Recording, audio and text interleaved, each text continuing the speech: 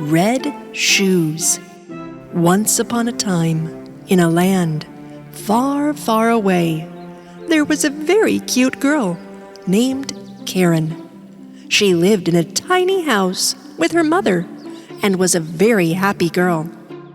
She would ask her mother about everything she was curious about. Mom, what are these tiny lights in the sky? They are stars, Karen. Everyone who lives on Earth eventually turns into a star and shines in the sky forever. Karen only had one toy, one dress, and a pair of wooden slippers she wore on the street. The wooden slippers her mother made for her were not very comfortable, but they were the only ones she had. One day, Karen's mother got very sick. So Karen went to town to buy medicine for her mother, and along the way, she found a pair of red shoes in a box on the roadside. The shoes shone so beautifully that Karen couldn't help but bring them home with her. Look, Mommy, I found these by the roadside. Aren't they beautiful? Just right for me. These may belong to someone else, Karen. You should immediately take them back. But if they had an owner, she wouldn't have left them there with the box. Maybe the owner dropped it accidentally. Then they shouldn't have dropped it. I found them. They belong to me now. They're mine. Baby, listen to me carefully. I may not be able to buy you new shoes right now, but I don't want you to wear someone else's shoes just because of that. Please, don't be stubborn. Promise you won't wear these red shoes. Karen sadly promised her mother not to wear red shoes and hid them under her bed. Months passed by until one day Karen came home and couldn't find her mother in the house. She looked all over until she realized that her mother had become a bright star. The next day, on her way to her mother's funeral, Karen put on those red shoes. Those who came to the funeral couldn't take their eyes off Karen's shoes. How dare she wear red shoes? So disrespectful. But Karen did not care because she loved her shoes. A good-hearted old woman passed by the cemetery. This old woman learned that this little girl was now an orphan and wanted to adopt her. Come with me, pretty girl. I will do my best to make you successful and beautiful when you grow up. So Karen went to live with the old woman for many years. Karen, you've been wearing these shoes since your mother's funeral. You need to take them off now. They're so dirty. No, I love my red shoes. Oh, Karen, don't be so stubborn. Come on, change your shoes. I'll buy better shoes, I promise. Karen did not want to offend the old woman who had been so kind to adopt her. So she finally took off her red shoes and threw them away. Days passed until one day, Karen was playing in her new room with her new clothes and toys, and the old woman brought her a new pair of shoes. But Karen didn't like these shoes at all. But these are blue. Very ugly. I don't like them at all. So for years to come, Karen missed her red shoes a lot. She grew into a beautiful young lady, but her stubborn attitude never changed. Even when the old lady brought her gifts. I don't want to wear this thing, but I knit this for you. I'll never eat this food. Make me French fries. At least take a little bite, darling. The old woman was very upset when Karen got up from the table without having a meal. She made French fries for her and took them to her room. At that time, Karen was taking off her blue shoes. Look! See? All my things are so small now. I've grown up. Well, come on then. Let's buy you new clothes and shoes. Then the old woman and Karen went to the store. Oh, look! Just like my favorite red shoes. I must have them. Let's get these. Karen, you don't need fancy red shoes. You need shoes that you can wear respectfully. Like, if we need to go to a funeral. I can only buy you one pair of shoes. Let's buy those black ones and go home. I am very tired. I don't care. If you don't buy both shoes, I'll walk barefoot everywhere from now on. Little girl, I wish you weren't so stubborn. The old woman bought the black shoes for Karen and spent the last of her money to appease her with the red sparkly shoes, too. They had to walk home on foot. The old woman's feet hurt a lot along the way, and she could not keep up with the spoiled Karen. And Karen didn't care. She walked on home with her new red shoes. One day, the old woman told Karen that they needed to attend a funeral in town. Karen, be sure to put on your black shoes. Otherwise, it will be disrespectful at the funeral. Karen looked at the black shoes in her room, and then at the bright red ones. She chose to put on the red shoes. When they left the house, she covered them up with her skirt, so the old woman would not see the shoes. However, at the funeral, everyone saw Karen's shoes, shining brightly under her skirt. They spoke amongst themselves about Karen's red shoes at the funeral, and about how disrespectful the shoes were. When what was said came to the old woman's ear, she got very angry. You didn't listen to what I told you, and you put on the red shoes again. You're so stubborn, Karen. Show some respect. A handsome young lord passing by at that time was struck by Karen's beauty. He came to her and went down on his knees and gave her compliments. How beautiful you are, and so delicate in these beautiful shoes. My lord, you make me blush. You must be a very good dancer. I invite you to the dance night in the palace tonight. Please come. With the happiness of the Lord's offer, Karen started dancing with joy. But after a while, Karen couldn't stop dancing. Why can't I stop my feet? What is happening? Oh! Karen started walking away from the old lady and the Lord while she was dancing. Karen, come back. Even though the Lord chased Karen for a while, he lost her. Karen's red shoes turned out to be more stubborn than Karen. They took her until top of the mountain and made her dance day and night for 3 days. Karen's feet hurt so much that she screamed at every step. Even though they got into the mud and prickly needles stuck, the shoes kept dancing. Enough! I'm very tired. I won't be so stubborn from now on. I promise. Please stop. Shoes, please stop. Stop. And when Karen said she'd give up all her stubbornness, the red shoes jumped off her feet, and Karen, too, fell to the ground. And the red shoes kept on dancing without her.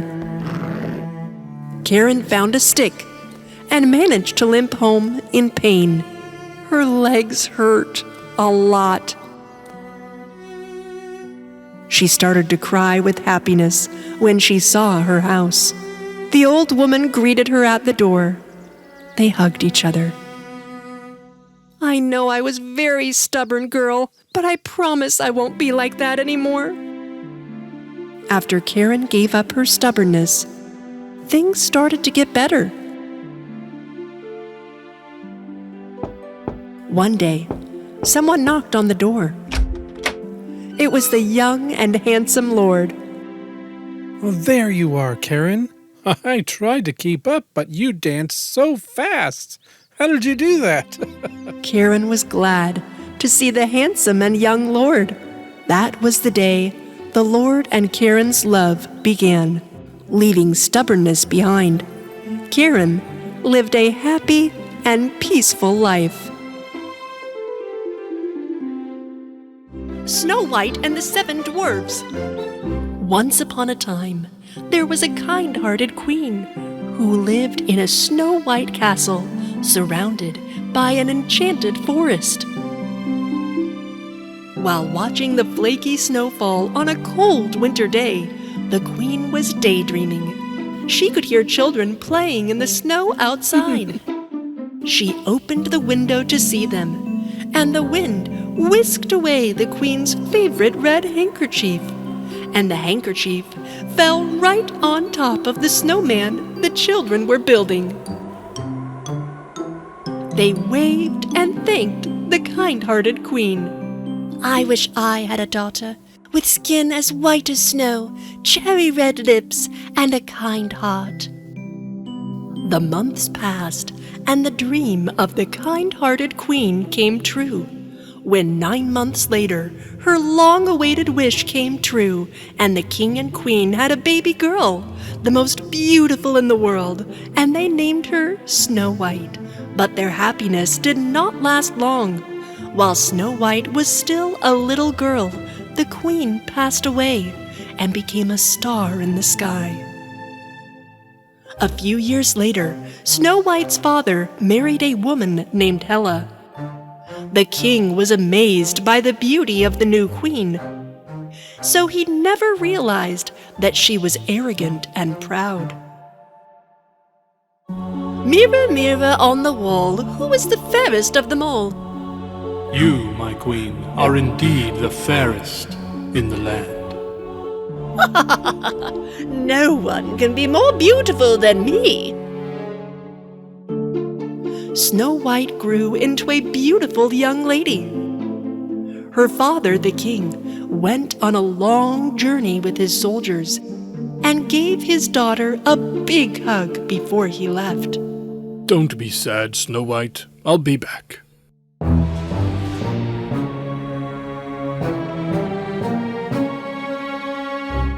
One day, the vain, evil-hearted Queen Hela called her chamberlain Dunkov. "Unveil my magic mirror, Dunkov." Chamberlain Dunkov was clumsy and pulled the cover down onto himself. You fool! Get out right now! The queen admired herself in the mirror and then said, "Mirror, mirror on the wall, who is the fairest of them all?" The magic mirror answered her, In this land, my queen, you are no longer fairest in the land. Snow White is the most beautiful. Hela became very angry. It can't be! No one can be more beautiful than me! The whole castle seemed to shake with her anger, and her evil heart wanted to destroy the beauty of Snow White. She made a plan and ordered the royal huntsman to take Snow White into the enchanted woods and kill her. And bring me back her heart. Snow White trusted the royal huntsman and went with him into the woods. Along the way, she saw a wounded bird on the ground. And Snow White picked up the bird to help heal its wing.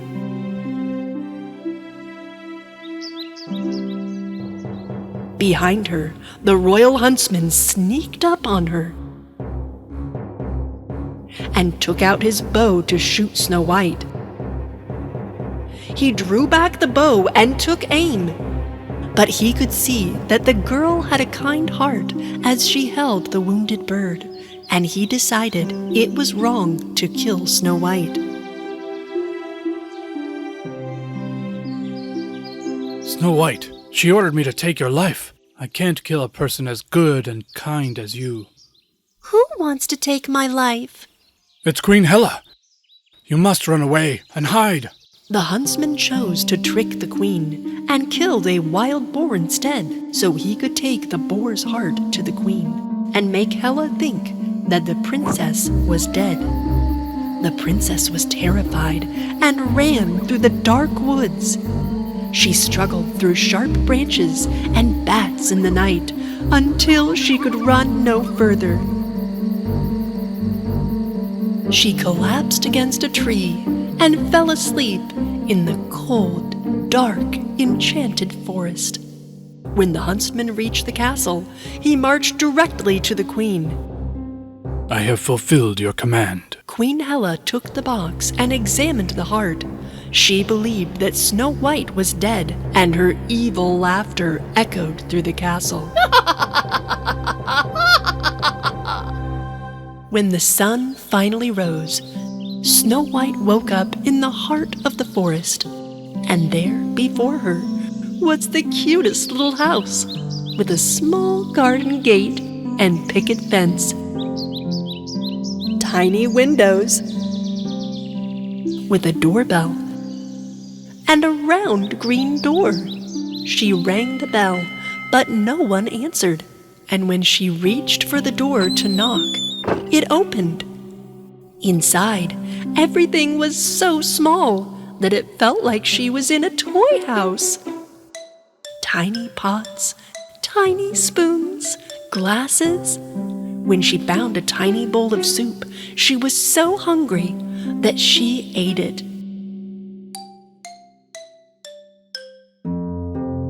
And then fell asleep on a tiny bed.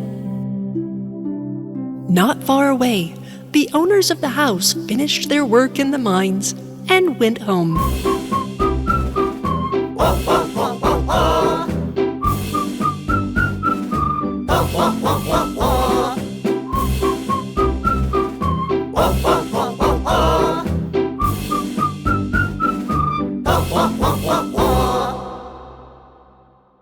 As soon as they entered, they knew something was wrong. So they walked quietly and whispered. Shh. Someone has eaten my bread. Someone has used my plate. Someone is sleeping in my bed right now.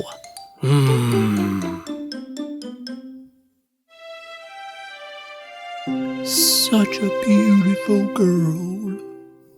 Ah! Hey! Look out! Oh, Get the lamp! Oh, catch! Oh, hey! Wow! Ah, get the lamp! Whoa! Catch! Yikes! Phew! Oh! Shh! She's awakened. She's hiding under the blanket. Don't be afraid of us, little girl. We are the 7 dwarves. I am Ace, and these are jolly, angry, curious, silly, shy, and lazy. Well, I am Snow White. I'm sorry I wandered into your house. Snow White told them everything that had happened to her, and the dwarves were very sad to hear her tale. So they said she could stay with them in their little house, but only on one condition. We really love to sing. Is your voice beautiful, my princess? Snow White is my name. I'm far away from the castle today. I stare at the sky and speak to my mother. She is now among the stars.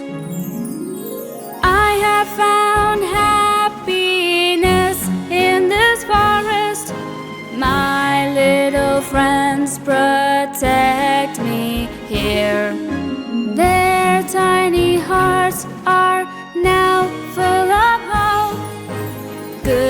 little hearts will win again.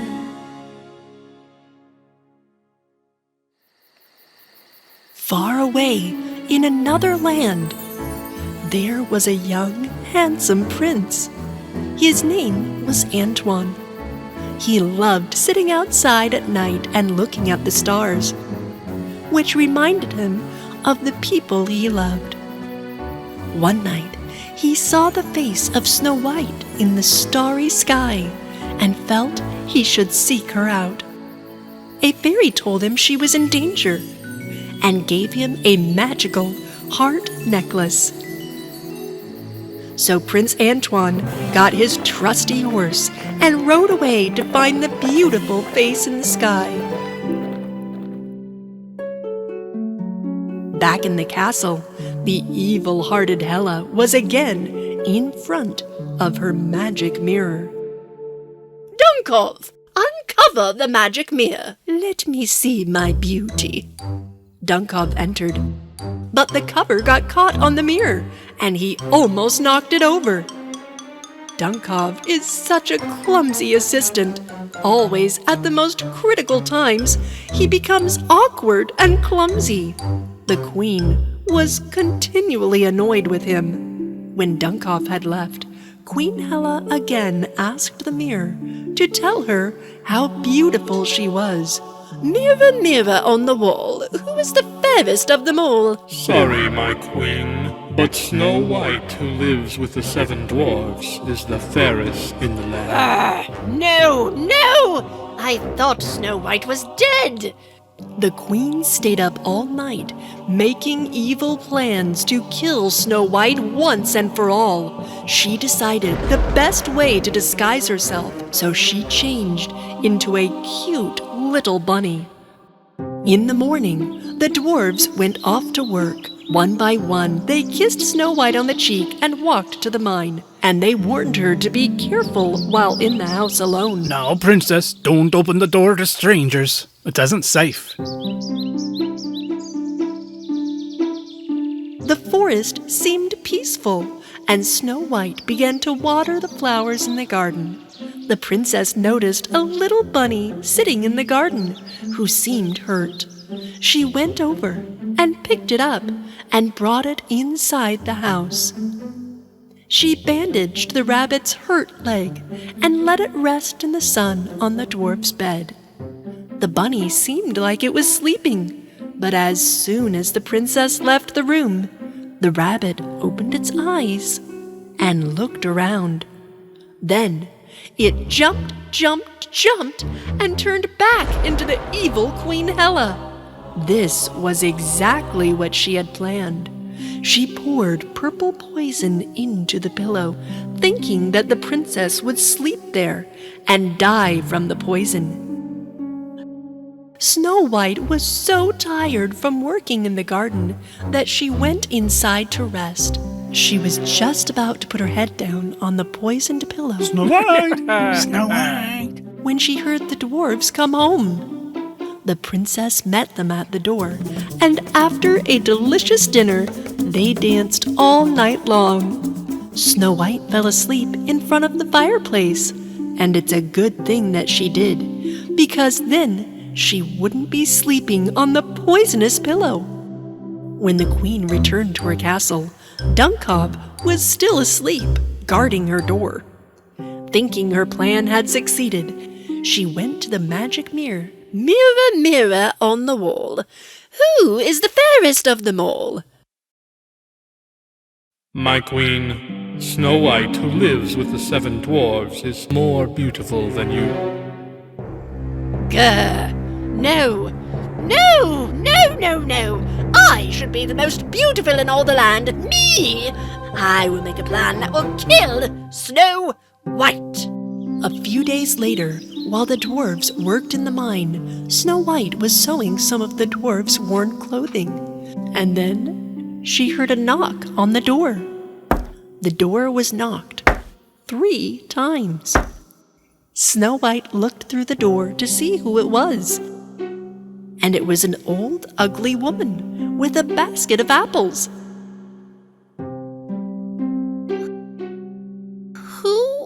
are you? I'm a saleswoman. I have very delicious apples.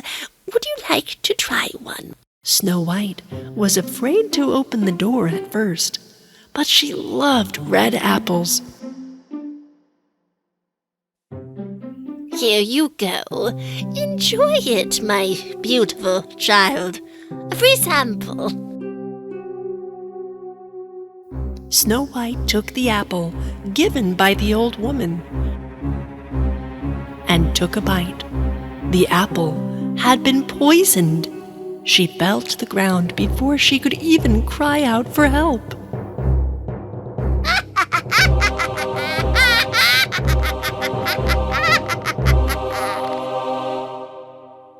Just down the road, Prince Antoine rested his horse in the shade of a tree. He had traveled far to find the beautiful face he had seen in the sky. Just off the road, he saw an old woman walking along. He was about to go speak with her when suddenly she transformed into the evil Queen Hela. The prince and his horse were stunned, and he decided to not go ask her for directions. Later that night, when the dwarves came home, they saw Snow White, still and lifeless, on the floor. They were so sad, and their hearts were broken into 1,000 pieces. They crafted a beautiful glass coffin and carried her to the country's longest river so that all the people of the kingdom would know of her beauty. Just downstream, the prince was traveling on his horse on the riverbank, and he noticed the glass coffin in the boat. He recognized the face of the girl immediately. The prince was very sad, but he opened the cover of the coffin.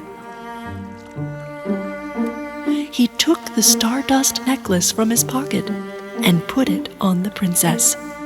Goodbye, my princess. Shine like a star wherever you are. But just then, the prince saw Snow White move. The stardust necklace was magical and rewarded him for his diligent search of the face he saw in the sky. Snow White revived. When she awoke, she was amazed to have such a handsome prince standing beside her, rescuing her. When they eventually got to shore and returned to Snow White's castle, she and Prince Antoine told the king everything. When the king learned what Queen Hela did to Snow White, he banished her from the kingdom.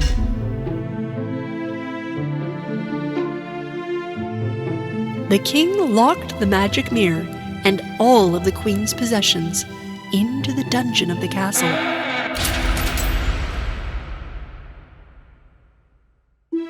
Many months later, Snow White and the prince fell in love because this was not an arranged marriage, and had a beautiful wedding in the castle. They invited the dwarves and celebrated and lived happily ever after.